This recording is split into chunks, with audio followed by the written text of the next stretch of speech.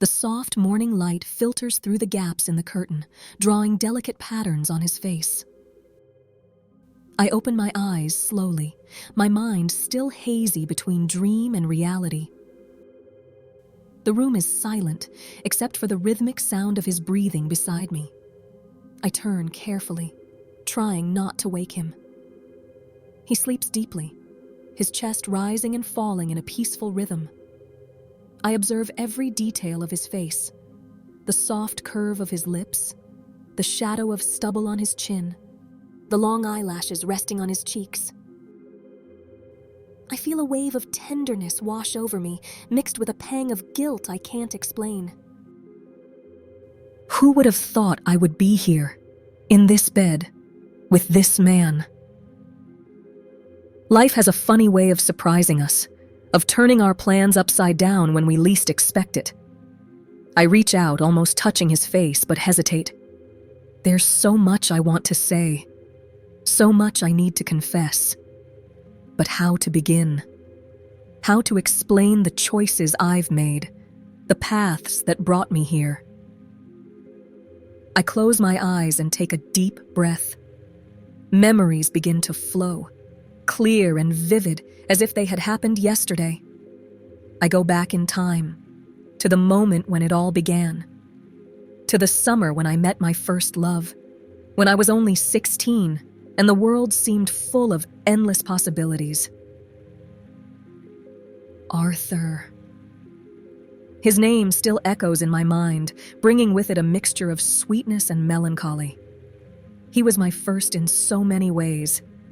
First kiss, first heartbreak, first time I felt I could completely lose myself in another person. I open my eyes again, looking at the man beside me.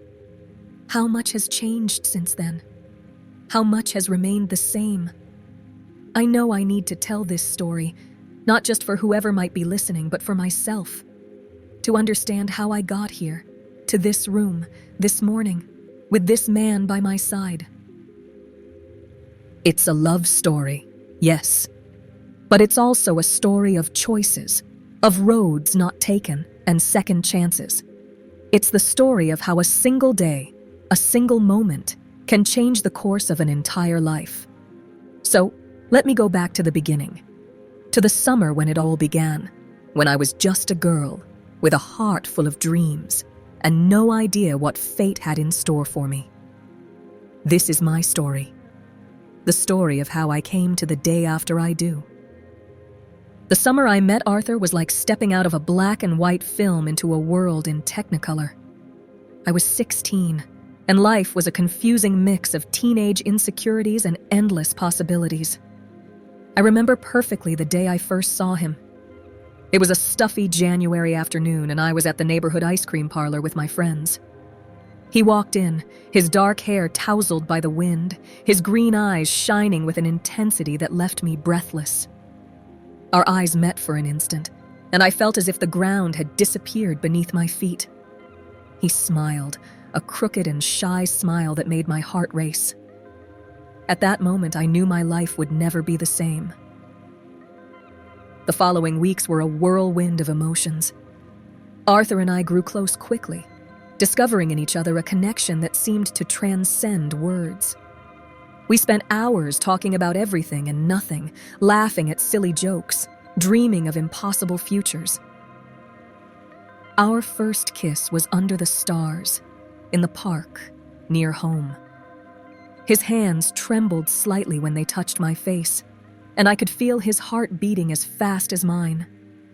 It was awkward and perfect at the same time, the taste of strawberry ice cream still on our lips. But it wasn't all roses. Arthur was intense, sometimes temperamental. I, on the other hand, had difficulty expressing my feelings. Our moments of happiness were interspersed with misunderstandings and silly arguments that seemed like insurmountable mountains at the time. I remember one particularly painful fight. Arthur had forgotten my birthday, and I, instead of saying how hurt I felt, shut down completely. I spent days ignoring his messages, unable to articulate the pain I felt. When we finally talked, all the words came out wrong. Accusations were thrown, old wounds reopened. "You never understand me," I shouted, tears streaming down my face. "Maybe we should break up," he replied, his voice trembling with anger and hurt. The moment the words left his mouth, I wanted to take them back. I wanted to say that I loved him, that we could overcome this. But pride and fear held me back. We stood there, motionless, the silence between us more deafening than any scream. In the days that followed, I waited for him to call, to show up at my door. I thought about reaching out to him countless times, my finger hovering over his name in my contact list. But the fear of rejection was greater than the longing. When I found out I would be moving to another state for college, part of me felt relieved. It would be a fresh start, a chance to leave behind the pain of the lost first love. The night before I left, I walked to the park where we had shared our first kiss. Sitting on the swing, looking up at the stars, I allowed myself to cry one last time for Arthur, for what we had and what could have been. Little did I know that fate had other plans, that our paths would cross again in a way I could never have imagined. But that night, as the tears dried on my face, I was just a girl saying goodbye to her first love, ready to embark on a new journey. The university campus was a world apart, vast and intimidating. I remember standing in the middle of the central courtyard on my first day, suitcase in one hand, crumpled map in the other, feeling tiny and completely lost. But university has a unique way of transforming us. Gradually, that strange environment became my home, and I began to discover myself in ways I never imagined possible. My first year was an emotional roller coaster. Homesickness was sometimes overwhelming, and there were nights when I cried silently into my pillow, remembering the smell of my mother's kitchen, the laughter with my childhood friends, and yes, Arthur. But there was also an intoxicating freedom in being away from everything I knew. Here, no one had expectations about who I should be. I could reinvent myself, explore facets of my personality that had always been dormant. It was in comparative literature class that I found my passion. The words of Virginia Woolf, Gabriel Garcia Marquez, and Clarice Lispector transported me to worlds I didn't even know existed. I started writing, first timidly in a diary, then short stories that I shared on an anonymous blog. I made friendships that challenged me intellectually. Lara, my roommate, was a staunch feminist who introduced me to authors who changed my worldview. Miguel, a philosophy student, spent hours debating with me about the meaning of life and the nature of love. It was Miguel who encouraged me to apply for an exchange program in France. "You need to live, Natasha," he told me one night as we lay on the campus grass, looking at the stars. "There's a whole world out there waiting for you." The idea of going to Paris was terrifying and exciting at the same time. Part of me wanted to cling to the comfort of the familiar, but another part yearned for adventure, for discovery. The night before leaving for France, I sat down to write an entry in my diary. Looking back at the girl I was when I arrived at university, I could hardly believe the transformation. It wasn't just the shorter hair or the bolder wardrobe. It was something deeper, a newfound confidence, a thirst for living that I had never experienced before. I thought about Arthur, about how our teenage love now seemed like a distant chapter from a book I had read long ago. There was still a sweetness in those memories, but no longer the sharp pain that once consumed me. I closed the diary and looked out the window at the lights of the city that had become my home in recent years. Tomorrow I would be on a plane to Paris, to a new chapter in my life. The future was a blank canvas, full of possibilities. Little did I know that Paris would not only expand my horizons, but also bring me back to the past in a way I could never have predicted. Fate, as always, had its own plans for me. I fell asleep that night with a mix of anxiety and expectation, dreaming of cobblestone streets, cafes by the Seine, and adventures yet to be lived. The metamorphosis that began at university was far from over. In fact, it was just beginning. Paris was exactly as I had dreamed, and completely different at the same time.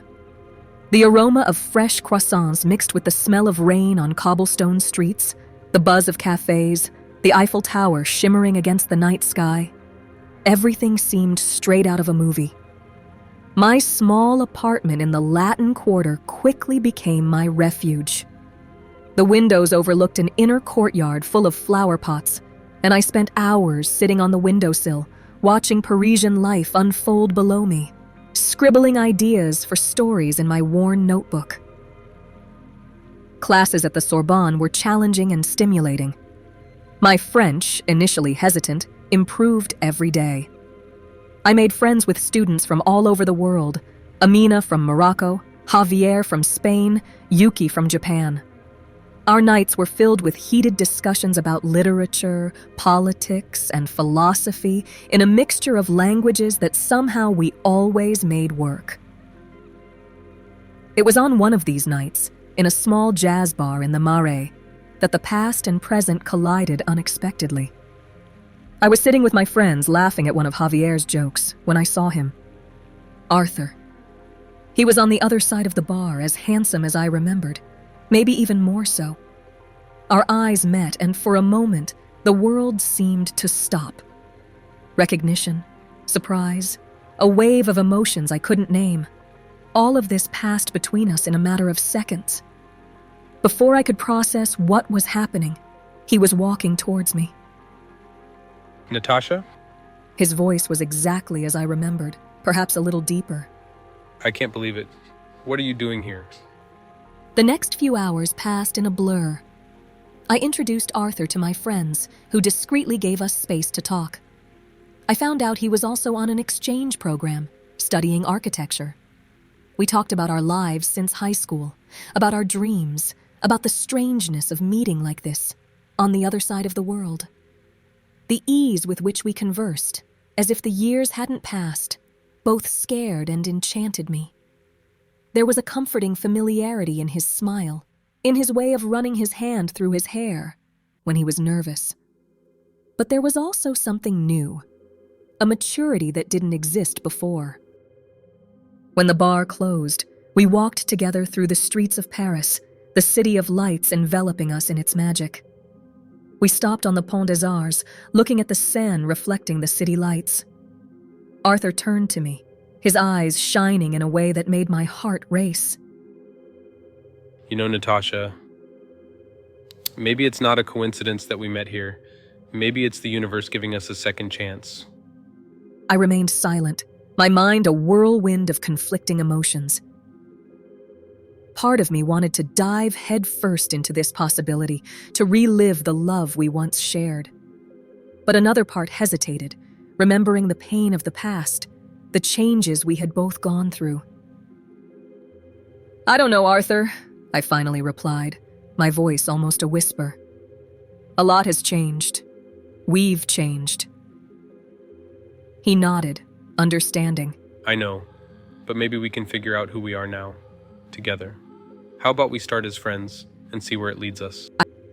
I looked at him, at the city around us, at the river flowing gently below. Paris, the city of love and new possibilities. Maybe it was crazy. Maybe it was destiny. But at that moment, under the stars of Paris, I decided I was willing to find out.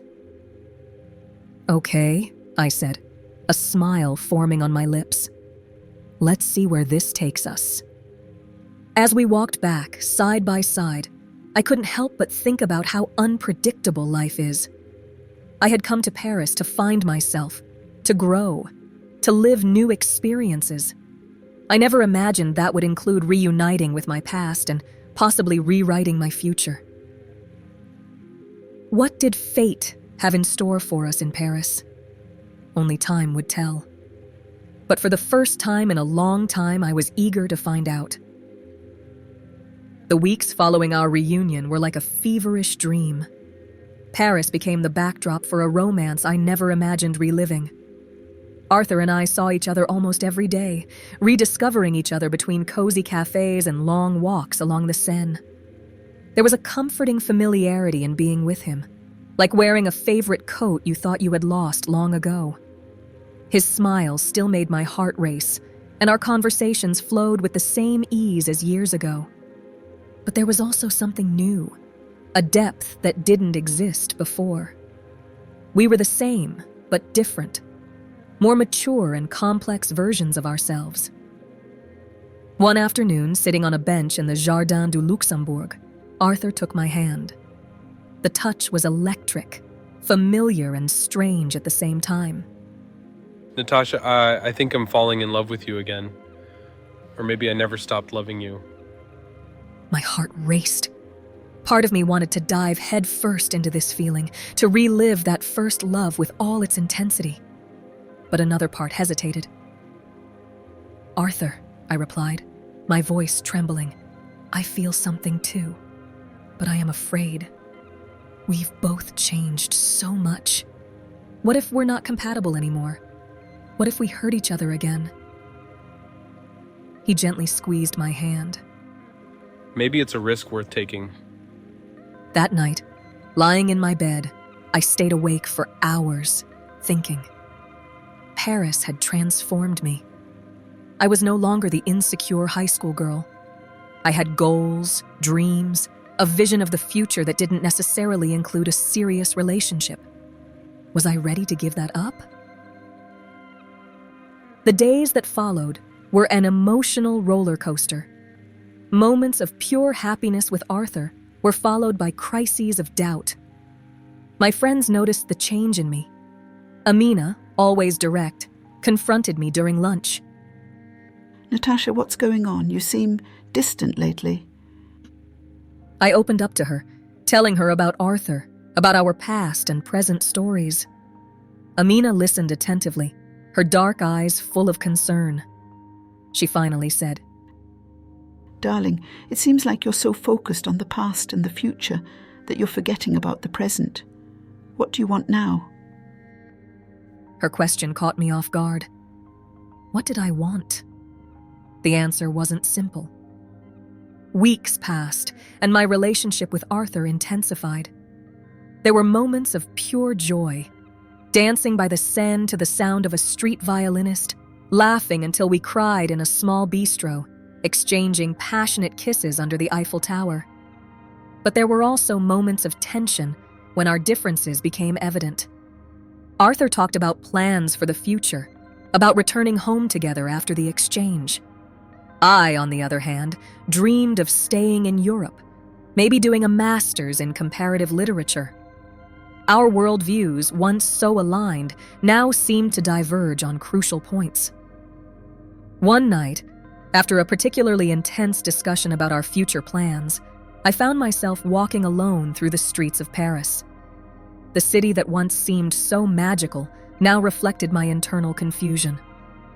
I stopped on the Pont Neuf, looking at the dark waters of the Seine. I realized then that I was at a crossroads. I could give myself completely to this reborn love with Arthur, embrace the security and comfort of a familiar relationship, or I could choose uncertainty, follow my own dreams, even if it meant leaving him behind again. The decision weighed on my chest like a stone. Paris, the city that was supposed to be the setting for my self-discovery, had become the stage for a dilemma I never imagined facing. Love or freedom? Past or future? As the city lights sparkled on the river's waters, I knew that the choice I made would change the course of my life forever. And for the first time since I arrived in Paris, I had no idea what tomorrow held for me. The decision didn't come like lightning, but like a slow and inevitable tide. After sleepless nights and long, solitary walks through the streets of Paris, I realized I couldn't compromise my dreams, not even for Arthur. Our final conversation was painful, but necessary. We met in the Jardin des Tuileries, autumn painting the trees gold and red. "Arthur," I began, my voice trembling. I love you. A part of me will always love you. But I can't be the person you need right now. I can't abandon my plans, my dreams. His eyes filled with tears, but there was understanding in them. I understand, Natasha. Maybe at another time in another life. We hugged one last time, his familiar scent mixed with the autumnal aroma of Paris. When we parted, I felt as if a part of me had been left behind, but also a sense of freedom I hadn't experienced in a long time. The following weeks were a whirlwind. I dove headfirst into my studies, determined to make the most of every moment I had left in Paris. I spent entire nights in the Sorbonne library, devouring books and writing essays that made my professors raise their eyebrows in impression. But my new life wasn't just about studies. Encouraged by Amina, I started attending literary soirees in small cafes in the Latin Quarter. On one of these nights, trembling with nerves, I read one of my short stories to an audience of strangers. The silence that followed was broken by enthusiastic applause. It was on that night that I met Simone, an editor for a small but respected literary magazine. Your story has something special. I'd like to publish it in our next issue. Those words were like a catalyst. Suddenly, my world expanded. I began to write with an intensity I had never experienced before. Stories sprang from me like water from a newly discovered spring. Paris, with all its beauty and contradictions, became my muse. My days took on a new rhythm. Mornings were for classes, and afternoons for exploring the city, always with my notebook in hand. I discovered small bookshops hidden in alleys, underground art galleries, secret gardens that seemed to come out of fairy tales. One afternoon, wandering through the Marais, I entered a small antique shop. Among piles of dusty books, I found an old diary, its yellowed pages filled with the delicate handwriting of a woman who lived in Paris in the early 20th century.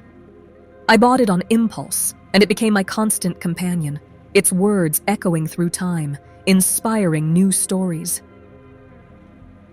At night, I joined an eclectic group of artists, writers, and dreamers in a cafe near Montmartre.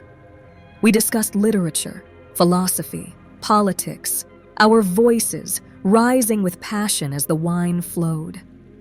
It was there that I began to truly understand what it meant to be a writer.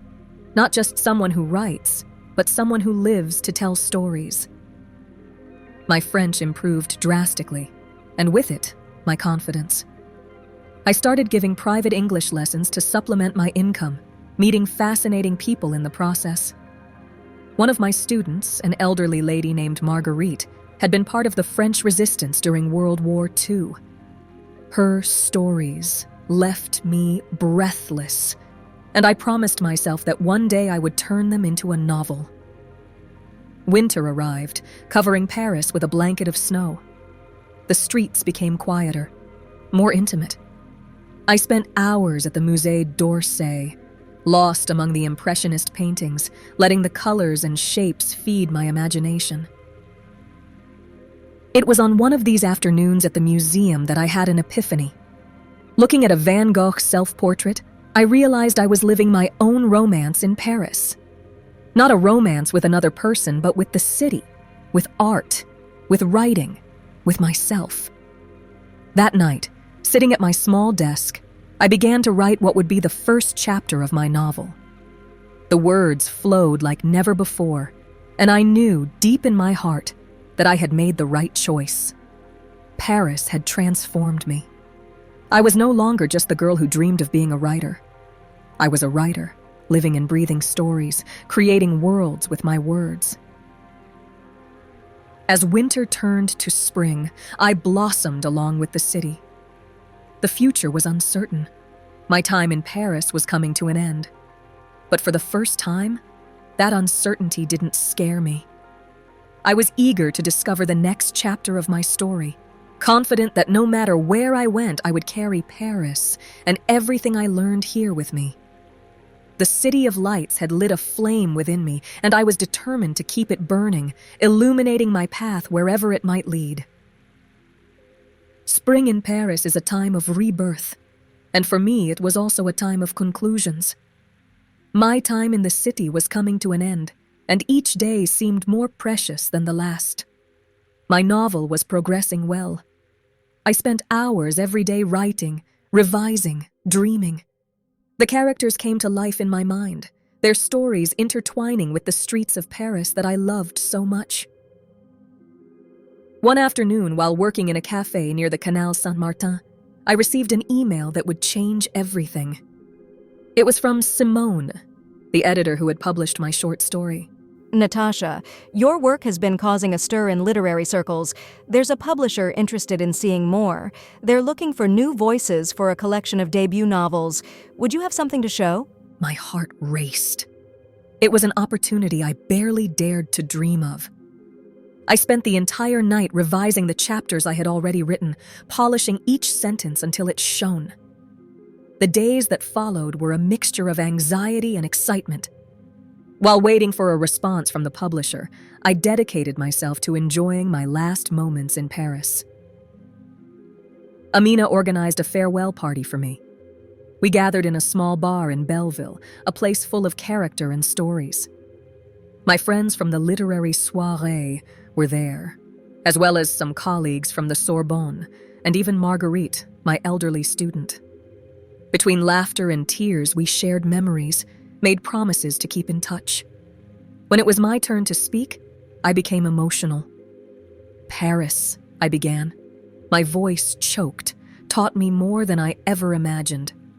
About love, about art, about myself. Each of you is part of this journey, this story that I will carry with me forever. The morning after the party, with my head still slightly throbbing, I received another email from Simone. The publisher wanted to schedule a meeting. My partial manuscript had impressed them.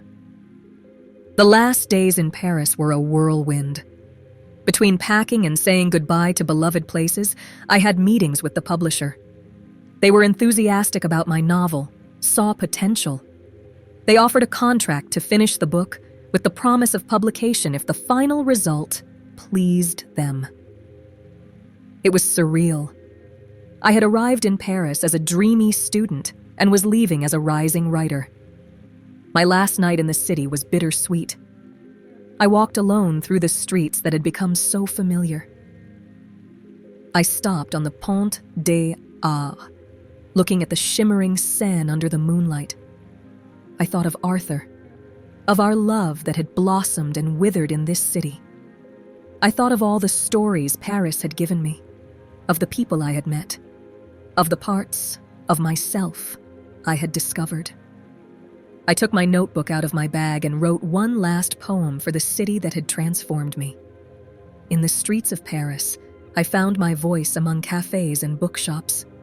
I discovered my heart. On the banks of the Seine, I rewrote my story, and under the Eiffel Tower, I dreamed of tomorrow. Goodbye, city of lights. My muse, my friend, I take with me your stories and the promise to return one day. The next morning, with a heavy but hopeful heart, I boarded my flight back. As the plane took off, I looked out the window, watching Paris shrink until it became just a dot on the horizon. It wasn't a final goodbye, I knew. It was just the end of a chapter. The next one was already beginning to form in my mind, full of possibilities. With my laptop open on my lap, I began to write even on the plane. The words flowed easily, carried by the emotion of farewell and the expectation of what was to come. The familiar smell of fresh cookies and coffee hit me as soon as I left the airport. I was back, carrying with me not just luggage, but a world of experiences and dreams. The first few days were an emotional roller coaster. The joy of seeing my family and friends again mixed with the longing for Paris. But there was also a pulsating excitement. I had a book to finish and a new life to build. It was during my first week back at college that I met Dave. We were in line at the cafeteria, and he dropped his tray, scattering books and papers all over the floor. Instinctively, I bent down to help him. Thank you. He said, smiling shyly. His eyes were a deep green, framed by thick-rimmed glasses. I am Dave. Natasha, I replied, returning the smile. We discovered we had a class in common. Dave was a philosophy student with a passion for books that rivaled mine. We started meeting in the library, discussing our readings and sharing ideas. Dave was different from anyone I had ever met. Kind and attentive, he listened to me talk about Paris and my dreams of being a writer with genuine interest. When I told him about my contract with the publisher, he was more excited than I was. That's amazing, Natasha. You're going to be a famous writer one day, I am sure of it. Our relationship evolved naturally. From library meetings, we moved on to having coffee together, then to dinners and walks in the park. Dave was a gentleman in the truest sense of the word, respectful, attentive, always making me feel valued. One night, as we walked under the stars, Dave took my hand. The touch was electric, and when our eyes met, I knew something special was being born. Our first kiss was on a rainy afternoon. We were studying at his house when a storm began. The electricity went out, leaving us in candlelight. In the cozy silence, our mouths met, soft and hesitant at first, then with a passion that surprised me. The months that followed were like a dream. Dave was my safe harbor, my biggest cheerleader.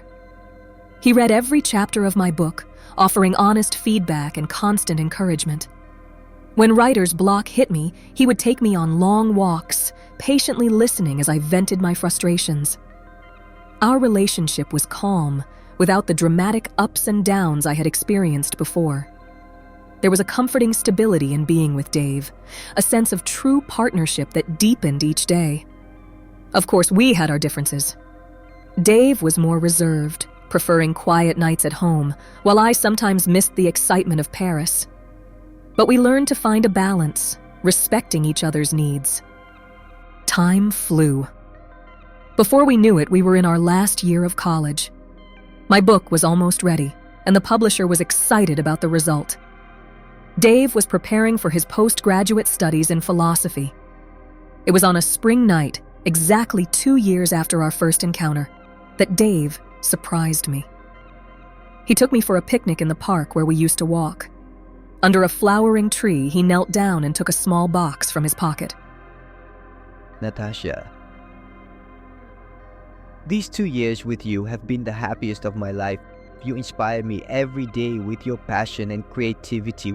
Will you marry me? Tears of happiness blurred my vision. Yes, I whispered. 1,000 times, yes. As Dave slid the ring onto my finger, I thought about how unpredictable life was. I had gone to Paris in search of love and adventure, and ended up finding both back home with this gentle and wonderful man. Looking to the future, I felt a mixture of excitement and apprehension. The launch of my book was approaching. The wedding would be a new chapter in our lives. But with Dave by my side, I felt I could face any challenge. That night, lying in Dave's arms, I thought about how my story had unfolded up to this point. Paris had given me wings, but it was here, with him, that I was learning to truly fly. The months following our engagement were a whirlwind of emotions and decisions. With graduation approaching, Dave and I found ourselves facing a future full of possibilities and choices to make. One sunny afternoon, sitting in our favorite cafe, we were discussing our professional options. I opened my laptop to show Dave an email I had received earlier. "Look," I said, turning the screen to him. "The publisher wants me to be part of the editing team.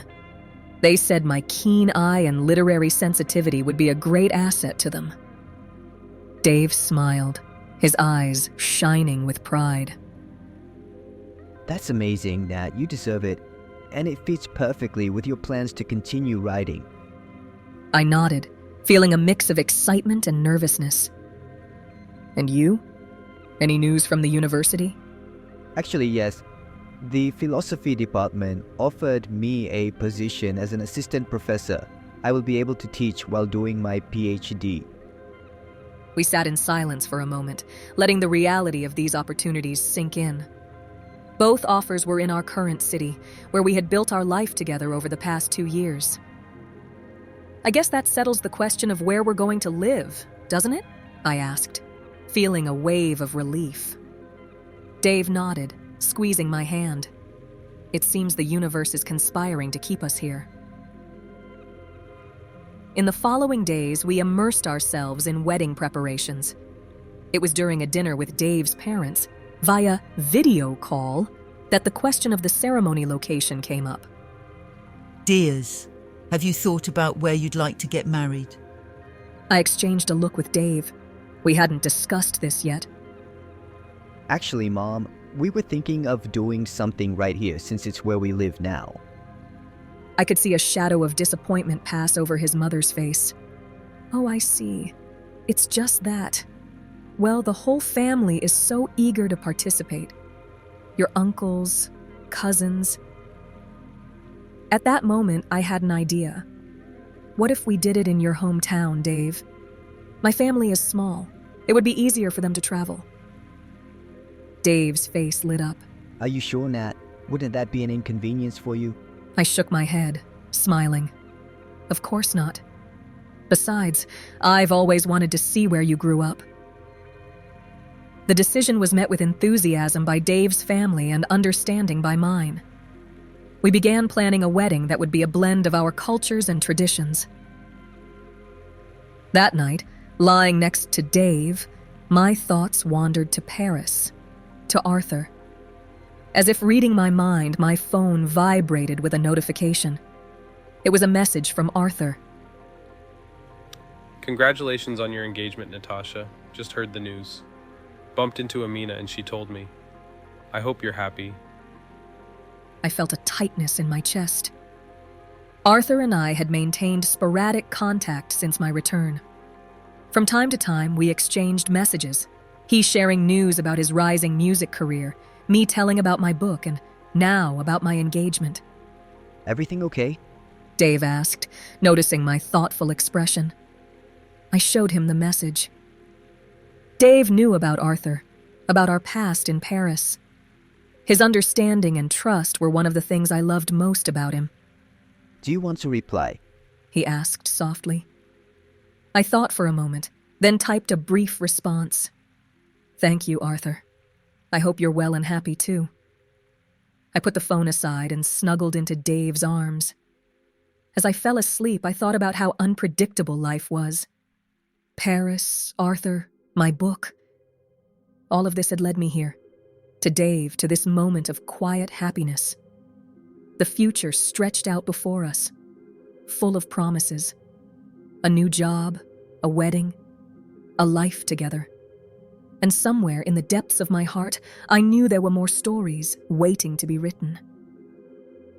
The months leading up to the wedding passed in the blink of an eye. Between the demands of my new job at the publishing house and the preparations for the ceremony, I barely had time to breathe, let alone write. On a Saturday afternoon, sitting in the middle of a pile of invitation samples, I felt the weight of exhaustion hit me. Dave entered the room carrying 2 cups of tea. How's it going, love? I sighed, taking the cup he offered. Honestly, I'm starting to wonder if we shouldn't have opted to elope to Las Vegas. Dave laughed, but his eyes were concerned. Are you regretting having it in my hometown? No, it's not that, I quickly replied. It's just that. Everything seems so complicated. Your mother calls every day with new ideas. My family is worried about travel costs, and I've barely touched my new book project. Dave pulled me close, kissing my forehead. Hey, it's gonna be okay. How about we take a day off tomorrow? No wedding planning, no work, just the 2 of us. The idea was tempting. And what would we do? How about a picnic in the park, like old times? He suggested, his eyes shining. The next day, lying on a blanket in our favorite park, I felt some of the tension leave my body. Dave read aloud passages from a poetry book while I scribbled ideas for my new story in a notebook. You know, I've been thinking, what if we did something special at the wedding, something that represents both of us? I raised an eyebrow, intrigued. What do you have in mind? Well, you're a writer, I'm a philosopher. How about instead of traditional vows, we write letters to each other, we could read them during the ceremony. The idea hit me like a bolt of inspiration. Dave, that's perfect. It's exactly the kind of personal touch we were looking for. In the weeks that followed, between dress fittings and menu discussions, I stole moments to work on my letter to Dave. It was a cathartic exercise, putting into words everything he meant to me. One night, while reviewing the letter, my phone vibrated with a notification. It was a message from Arthur. Natasha, I am going home next month. I thought about meeting you for a coffee, for old time's sake. Do you still live in the same city? I stared at the screen, a whirlwind of emotions washing over me. Part of me wanted to respond immediately, to say yes, that I'd love to meet for a coffee. Another part hesitated, aware that it would be just 2 weeks before my wedding. Everything okay? Dave's voice brought me back to reality. I showed him the message, watching his reaction. Dave read in silence, his face a mask of calm. Do you want to go? He asked softly. I thought for a moment. I don't know. Part of me wants to, but I'm not sure if it's a good idea so close to the wedding. Dave nodded, understanding. I get it, but if you want to go, I trust you, Nat, and I can go with you if you'd like. His trust and understanding moved me. At that moment, I was sure I was making the right choice in marrying him. Thank you, love, I said, kissing him softly. But I think I will decline. We have more important things to focus on now. I replied to Arthur, explaining that I was busy with wedding preparations but wishing him good luck with the show. As the big day approached, anxiety and excitement grew. My family arrived in Dave's hometown a week before, and seeing everyone getting along filled me with joy. On the eve of the wedding, sitting in the guest room of Dave's parents' house, I reread my letter to him one last time. The words flowed from the paper, laden with love, gratitude, and promises for the future. Tomorrow, I thought, we'll begin a new chapter. And for the first time in a long time, I wasn't afraid of what the next pages might bring. The wedding morning arrived with a mix of nervousness and excitement. As I was getting ready in the room, surrounded by my mother and the bridesmaids, Dave gently knocked on the door. Can I talk to the bride for a minute? He asked, keeping his eyes closed to avoid seeing me. I laughed at his superstition. Of course, love. What is it? Dave, still with his eyes closed, smiled broadly. I just wanted to tell you something incredible. Remember I told you about my childhood best friend Arthur? He managed to come to the wedding. He just arrived in town. I felt my heart skip a beat. Arthur? That's great, Dave. You must be very happy. I really am. I can't wait for you two to meet. I'm sure you'll get along great. He's a musician, plays in a band. My mind was spinning. Could it be possible? No. It must be a coincidence, I thought. Arthur is a common name after all. That's cool, I managed to say, trying to keep my voice steady. I can't wait to meet him. Dave left, still smiling, and I turned to the mirror, trying to process the information. The chances were minimal, but something in the back of my mind told me that I was about to face a situation I could never have predicted. Hours later, already in the church, I walked down the aisle, my father by my side. My eyes were fixed on Dave, handsome in his suit, waiting for me at the altar with a radiant smile. It was only when I got closer that I noticed the figure beside him. My heart stopped for a second. It was him. Arthur. My Arthur from Paris. Dave's childhood best friend.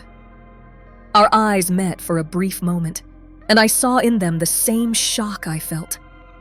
But there was no time to process. The ceremony began, and I forced myself to focus on Dave, on the celebrant's words, on the promises we were about to make. When it came time to read our letters, my voice trembled slightly at the beginning. I looked into Dave's eyes, letting his love and trust anchor me. "Dave," I began, "since the day we met, you have been my rock, my safe harbor. You taught me that true love is not just passion, but companionship, understanding, and mutual growth." As I read, I felt the weight of Arthur's gaze on me. But as the words flowed, reaffirming my love for Dave, a strange peace invaded me. The past was the past. What I had with Dave was real, solid, a love built day by day. After exchanging rings and being declared husband and wife, we turned to the audience. It was then that Dave, beaming, formally introduced us. Nat, this is Arthur, my best friend since we were kids. We grew up together, but he moved away in our teens, and then he moved away once again. He's been living abroad for a while now. Well, and Arthur, this is Natasha, my gorgeous and beloved wife. Arthur extended his hand, an enigmatic smile on his lips. It's a pleasure to finally meet you, Natasha. Dave talks a lot about you. I shook his hand, feeling an electric current pass between us. "The pleasure is mine, Arthur. I've heard a lot about you too."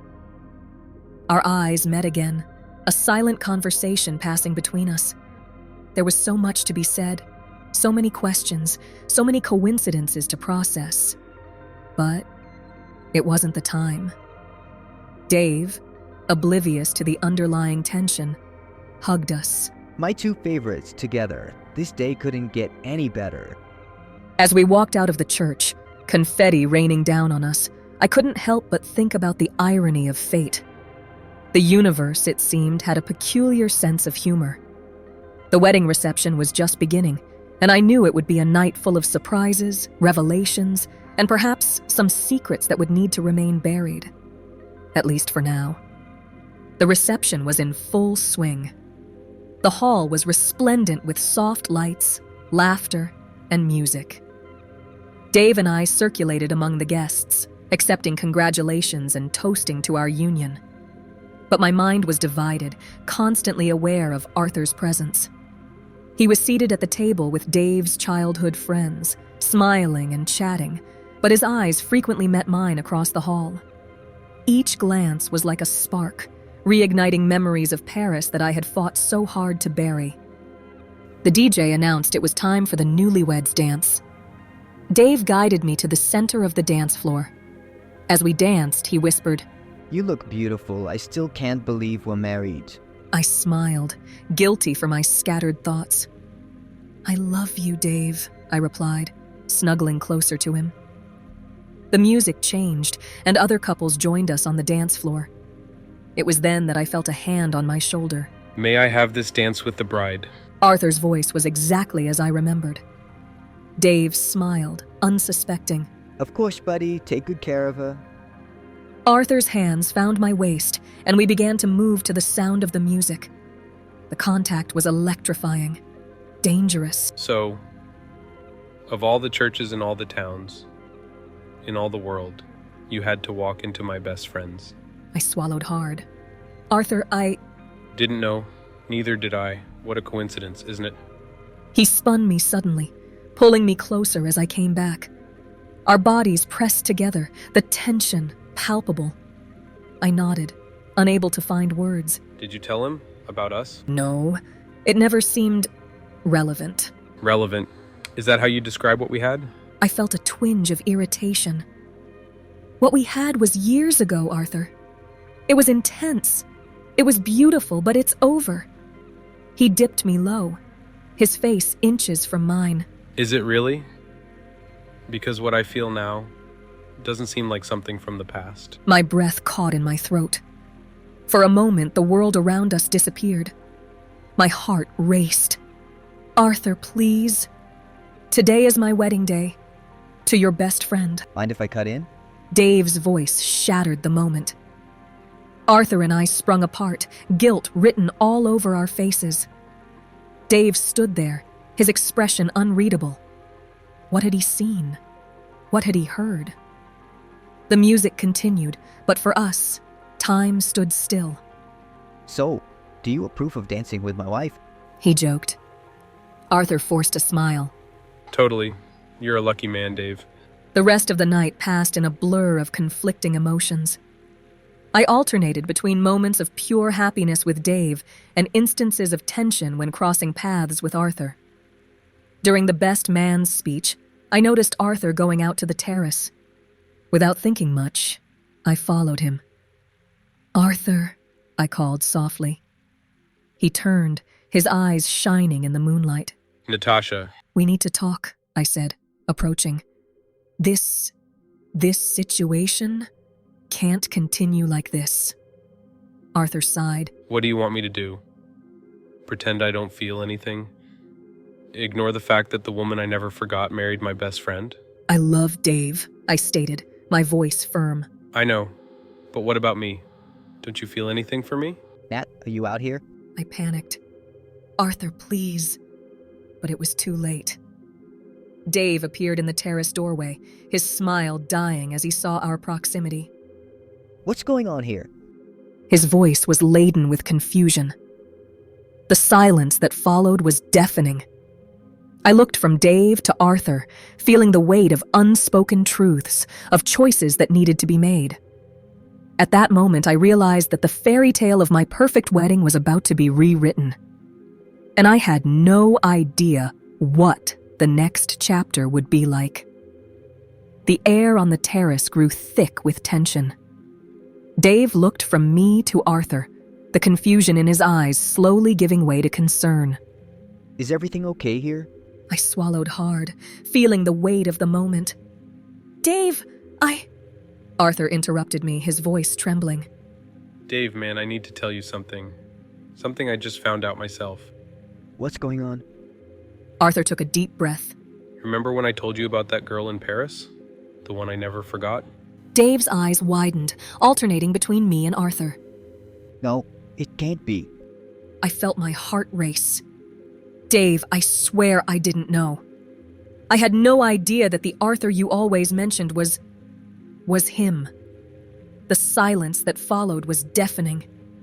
I could hear the music and laughter coming from the hall, a cruel contrast to the drama unfolding on the terrace. Dave took a step back, as if he had taken a physical blow. You two, in Paris? Arthur nodded slowly. Years ago. Before you met Natasha. I didn't know she was your bride until today, at the church. I looked at Dave, tears starting to fall. "I didn't know either, Dave. I swear. When you talked about your friend Arthur, I never imagined." Dave raised his hand, silencing us.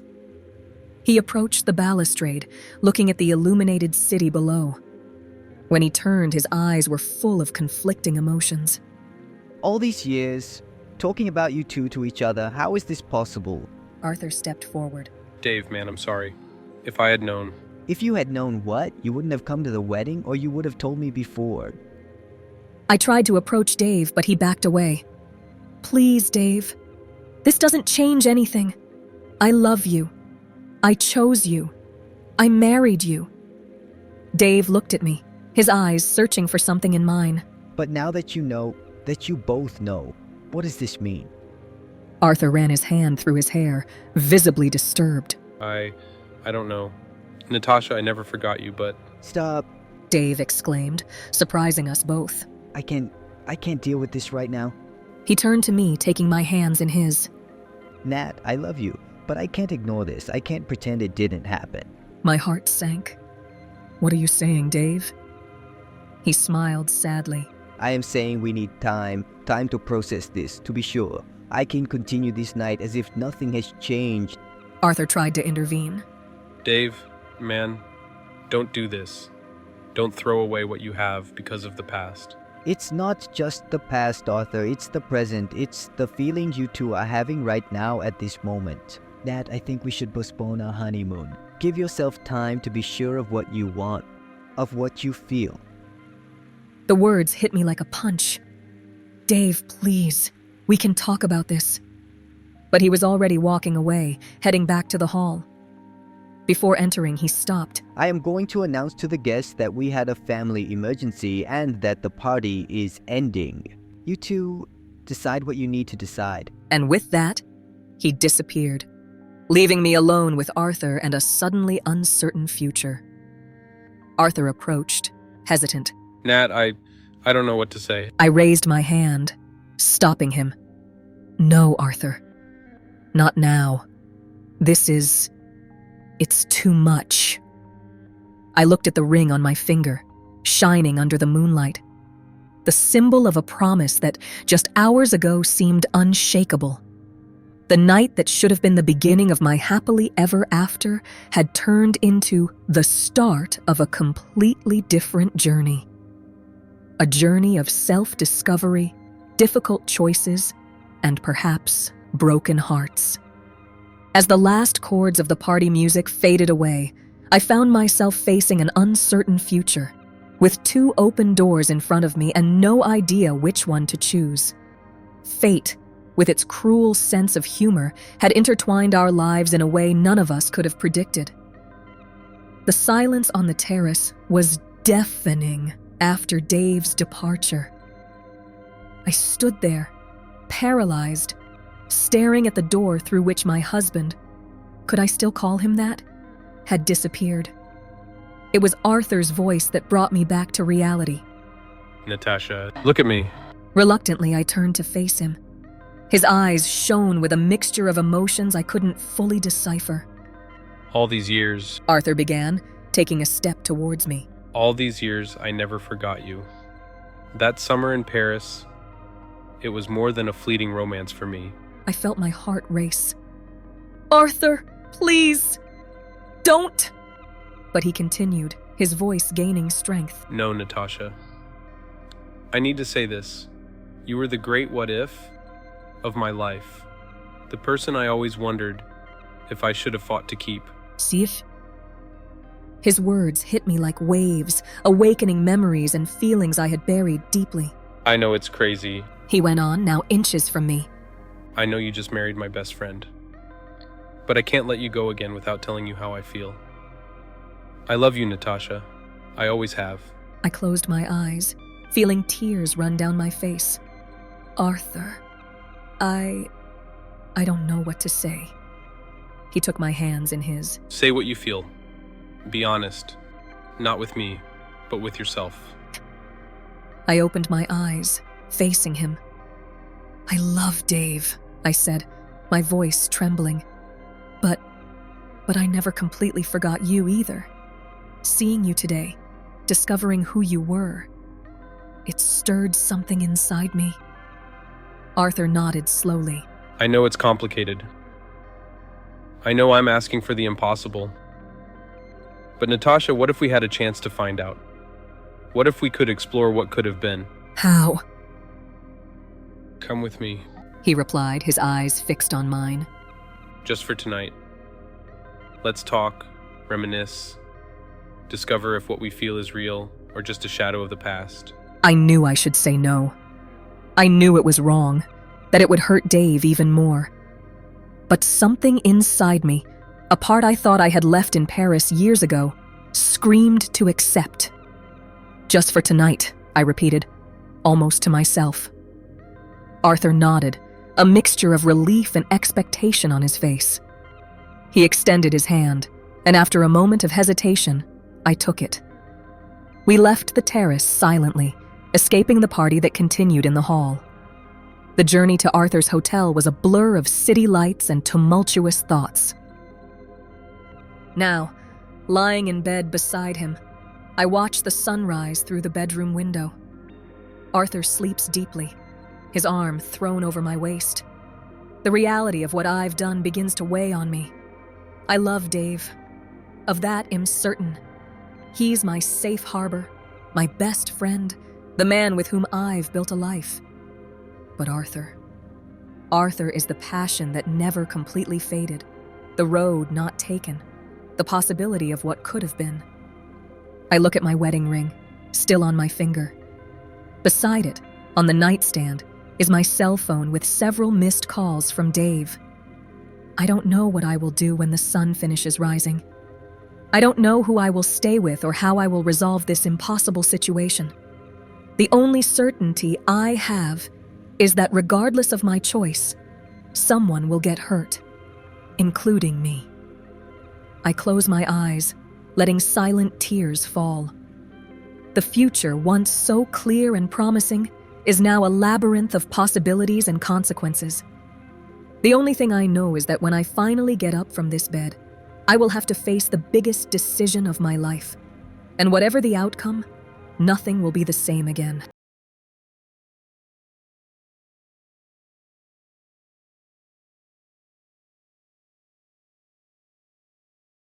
Hey there, Unraveling Ties family. Thank you so much for listening to today's story. I hope it touched your heart, made you think, or even inspired you in some way. We would love to hear your thoughts and feelings about this story.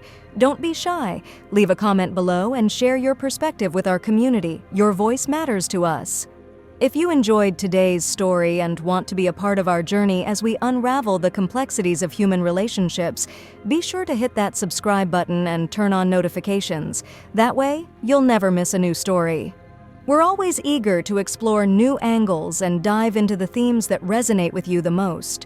So tell us, what kind of stories would you like to see in upcoming episodes? Your input helps us create content that you'll love.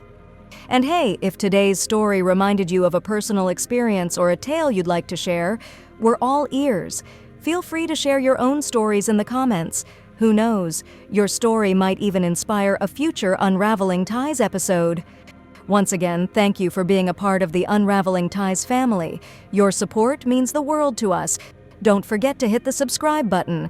Until next time, keep embracing the ties that bind us and never stop exploring the depths of the human heart. See you in the next video.